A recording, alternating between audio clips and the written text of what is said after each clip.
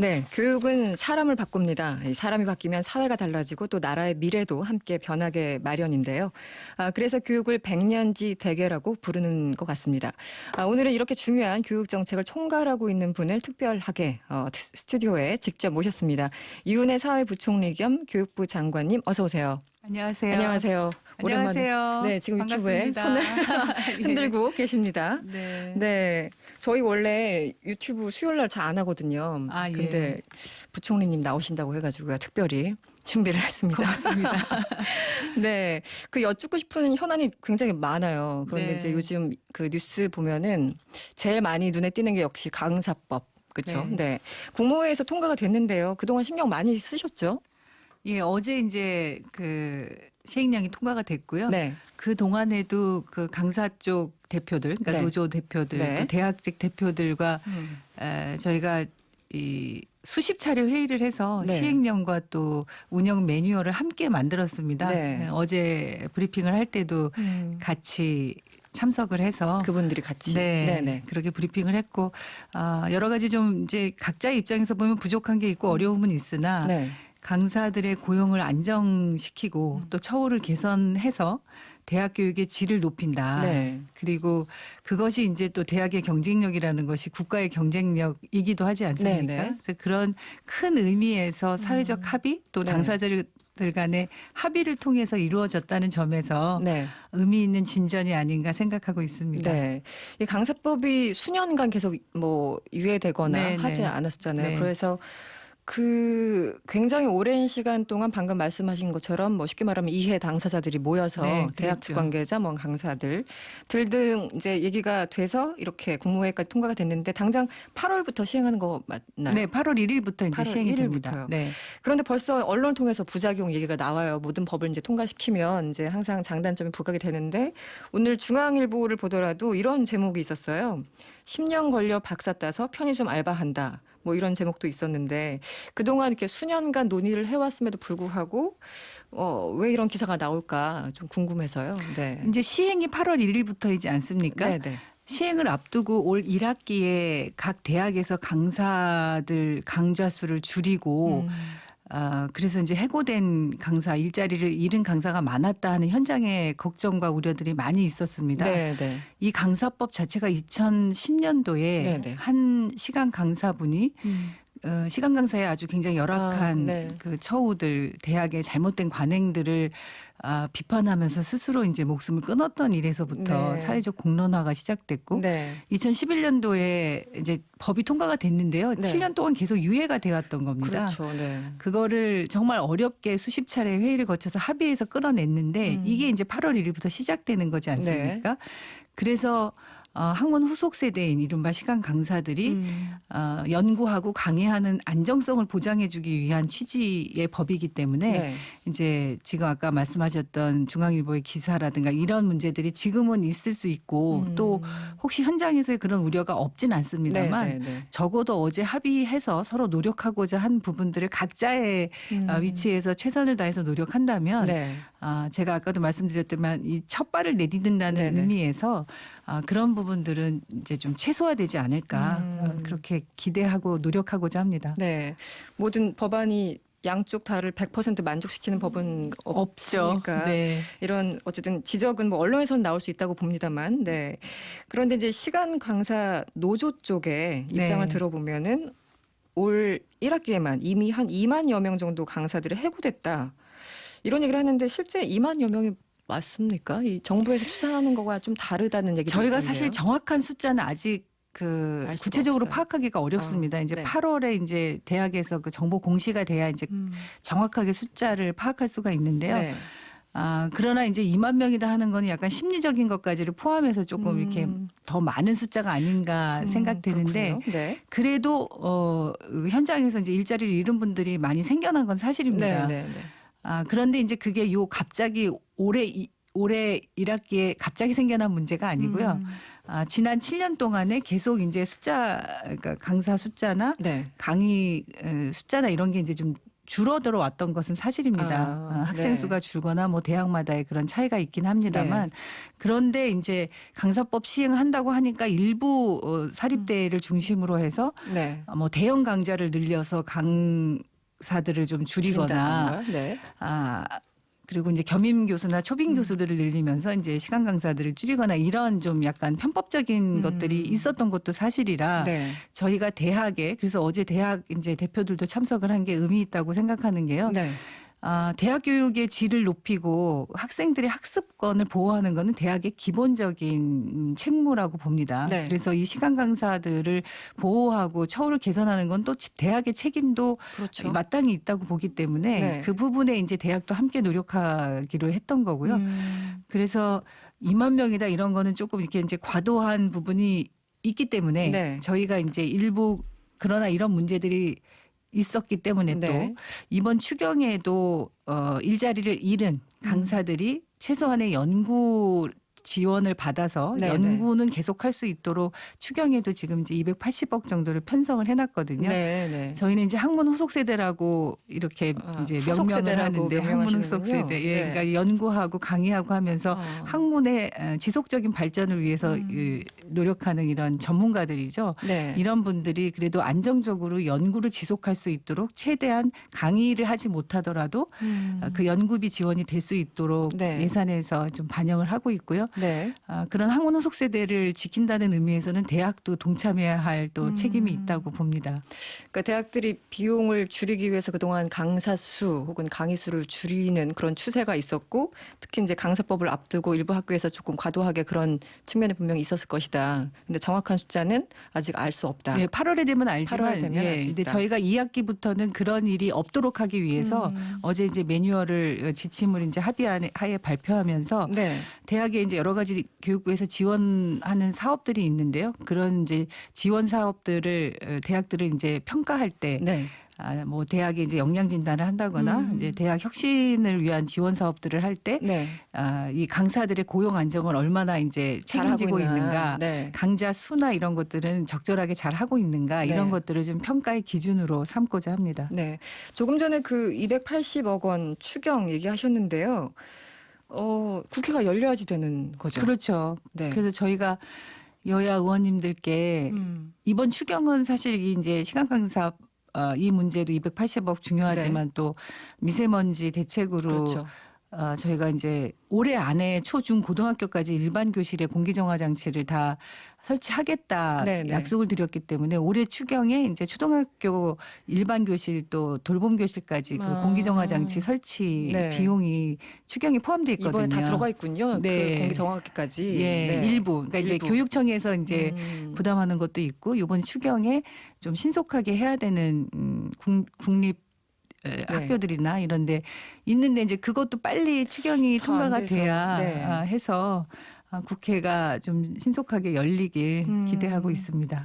어제 이해찬 대표 만나셨잖아요. 네네. 그래서 이제 지금 장관 그 몇몇 장관님들과 이제 이해찬 대표가 계속 돌아가면서 식사를 하고 있는 중인데 네. 어제 주로 어떤 얘기 하셨어요? 어제 이제 사회관계 부처 장관들 장관님들, 같이 네. 만났는데 주로 이제 이런 얘기 했습니다. 추경의 시급성, 각 그 부처별로 부처마다. 저희는 이제 또 이런 말씀드렸던 이런 추경이 빨리 통과가 돼야 되고 네. 보건복지부 또 여가부 문화체육관광부 어제 같이 만났는데 각 부처마다 시급한 고민들이 그러니까 이제 있죠. 추경이 편성하지 않았겠습니까? 네, 그래서 네.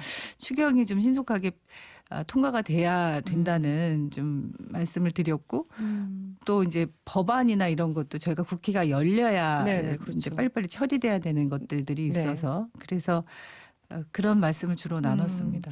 그럼 사회부총리 겸 교육부 장관이시니까 일단 사회부 네. 총리 잠깐 직함 떼고 교육부 장관 입장에서 봤을 때 가장 지금 걱정스럽고 급한 게 이 강사법 앞두고 예산 확보 그리고 뭐 미세먼지 이겁니까? 아니면 또 다른 이슈가 있나요? 추경에 포함된 거는 이제 요런 좀 제한된 이슈들. 네, 네. 이제 추경이라는 게 아주 시급하게 필요한 그렇죠. 예산이기 때문에 네, 네. 이제 추경은 빨리 통과가 돼야 되고 저희가 이제 2학기부터 고교무상 교육이 그렇죠. 시행되지 않습니까? 네.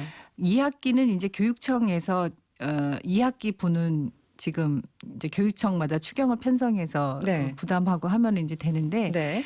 내년부터 2학년, 3학년이 이제 시행이 되고 무상으로. 후년에는 이제 1, 2, 3학년 전학년이 되는데요. 네. 내년부터 시행되려면 그것의 근거법인 초중등교육법과 네. 지방교육재정교부금법, 그러니까 증액교부금법이라고 저희는 부르는데 네네. 그 법이 통과가 돼야 됩니다. 그래서 뭐 고교 무상교육에 대해서는 이전 정부에서도 네. 약속했던 공약이었기 때문에 네네. 이제 그 필요성에 대해서는 이견이 없다고 봅니다. 국회가 열리면 고교 무상교육 그 근거법이 신속하게 통과돼야 된다는 그런 말씀도 어제 드렸습니다. 네. 지금 말씀하셔서 계속 좀 질문을 이어가자면 법도 통과돼야 되겠지만 네. 이 돈 드는 문제라서 항상 네. 네가 더 많이 내라. 우리 못 낸다. 뭐 이러잖아요. 네. 그래서 이 중앙정부 또 교육청 이 약간 배분 문제에 있어서 갈등이 남아있는 것 같은데 이 부분은 어떻습니까? 갈등이 있었지만 합의가 됐고요. 네. 그래서 이제 기재부, 그러니까 중앙정부와 교육청과 또 일부 지방정부의 분담을 정리해서 합의를 했습니다. 합의를 확실하게 한 거고요. 그래서 이제 24년도까지는 그 분담 비율 합의한 안대로 가는데 네. 문제는 이제 그 이후에 그럼 어떻게 지속적으로 할 거냐. 네. 이 안과 관련해서는 지금 이제 재정 당국인 기재부, 네. 저희 교육부 또 교육감 협의회 교육청들을 대표하는 이제 교육감 협의회 대표분들 네. 그 전문가분들을 추천을 받아서 지방교육 재정을 어떻게 운영해야 될 것인지를 좀 네. 근본적으로 연구하고 논의하기로 했습니다. 그래서 그것은 한 우리 정부, 그러니까 문재인 정부 임기 하에 네. 장기적이고 지속적인 재원 방안을 마련하기 위해서 논의를 시작했습니다. 그래서 그 부분들은 거기서 이제 아직 학령 인구도 이제 계속 감소하고 그렇죠. 뭐 여러 가지 네. 사회적 인구가 변화에 네. 이 시대적인 상황의 변화들이 있어서 기존처럼 이제 지방교육 재정을 운영할 거냐 아주 근본적인 그 질문들이 있기 때문에 네. 그 부분은 전문가와 각 해당 부서 기관들이 논의를 통해서 대안을 마련할 것입니다. 그건 또 숙제로 남아있는 네. 것 같고요. 사실 뭐 이슈들 많습니다만 가장 그 교육부 장관님 혹은 사회부총리를 괴롭혔던 게 이 또 유치원 문제였잖아요. 그것 때문에 네. 많이 불려 다니시고 많이 네. 또 얘기하시고 이 얘기를 많이 좀 궁금한데 지금 문자들이 많이 오네요. 9271번님 장관님 유치원 3법은 현재 어떻게 진행돼 가나요? 그 제 질문을 대신 드렸어요. 네. 유치원 3법은요. 지금 이제 작년 12월에 패스트트랙으로 그러니까 신속 처리 안건으로 네네. 올라가 있어서 네. 그냥 올해 11월이면은 본회의에 올라가게 되어 있습니다. 네, 330일 안에. 예. 네. 그런데 이제 그때까지 너무 시간이 길지 않습니까? 그리고 유치원 3법이 통과가 돼야 유치원이 이제 학교로서의 그런 공공성과 또 네. 회계에 있어서의 투명성을 이제 법적으로 확실하게 근거를 마련하게 되기 때문에 네. 국회가 열리면 이것도 여야 합의에 의해서 좀 더 빠르게 신속하게 처리될 수 있도록 요청드리고 있습니다. 네. 올해 말 그 330일도 사실 너무 길잖아요. 네. 예, 부모님들 입장에서는 빨리 좀 됐으면 좋겠다 이런 생각을 할 테고. 네, 네. 네. 그리고 6061번님, 부총리님, 국공립 병설 또는 단설 유치원 여쭤봅니다. 유치원 3법과 더불어서 내년에 국공립 유치원 모집 인원은 얼마나 늘릴 계획이신지 궁금합니다. 이런 문자도 왔어요. 제가 국공립 유치원의 취원율을 네. 22년까지 40%까지 올리겠다. 네. 그런데 그거를 이제 작년에 저희가 1년을 앞당겨서 21년까지 전체 유치원 그 원화생들의 40%가 국공립 유치원에 다닐 수 있도록 하겠다. 이게 이제 저희의 과제입니다. 네. 그런데 그게 이제 조금씩 앞당겨져서 저희가 올해 그러니까 1학기는 이미 이제 그 목표치를 달성했고요. 예. 네. 2학기에도 지금 한 700학급 이상의 병설 유치원들이 이제 증설될 계획이고 2학기예요. 예, 예. 그래서 내년도에도 한 1000학급 이상 네. 그렇게 할 예정입니다. 그래서 21년까지 이제 취원율 40%까지 가는 거니까요. 아직 30%가 좀 안 됐거든요. 네네. 그래서 그렇게 이제 계획대로 가능하면 좀 더 앞당겨서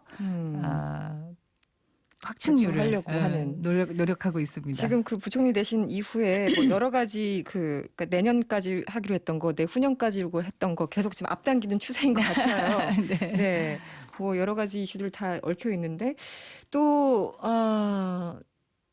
이런 문자도 있습니다. 지금 시간이 2646번님, 유치원은 일정 부분 개선되고 있는 것 같은데요. 비리 규모가 크고 법 위에 군림하는 비리 사학재단에 대한 개혁은 어떻게 되는지 궁금합니다. 오늘 제가 질문할 걸 이분들이 어떻게 다 아시고 문자 보내주셨어요. 네, 이 부분 어떻습니까?